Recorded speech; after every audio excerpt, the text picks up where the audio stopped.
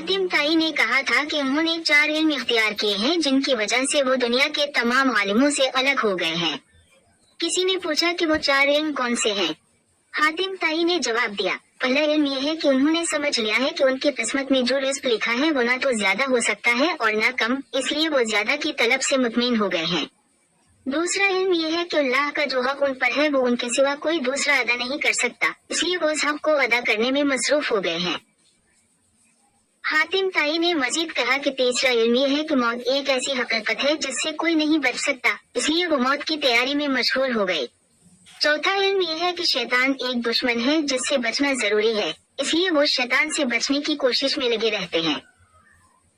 इस कौल में हातिम ताई ने 4 अहम बातों की तरफ इशारा किया है। 1. रिज़्क की तलब में सुकून। इंसान को अपनी किस्मत पर भरोसा करते हुए रिज़्क की तलब में बेचैनी और ज्यादा की लालच से बचना चाहिए। 2. अल्लाह के हुकूक की अदायगी। इंसान को अल्लाह की बंदगी और इसके हुकूक की अदायगी में मसरूफ रहना चाहिए, क्योंकि ये इसकी जिम्मेदारी है। 3. मौत की तैयारी। मौत एक अटल हकीकत है, इसलिए इंसान को इसकी तैयारी करनी चाहिए और दुनिया की मोहब्बत में मुब्तला नहीं होना चाहिए। और 4. शैतान से बचाओ। शैतान इंसान का दुश्मन है, उससे बचना जरूरी है और इसके वसवसों में नहीं आना चाहिए। ये कौल हातिम ताई की दानिशमंदी और रूहानियत की अक्कासी करता है।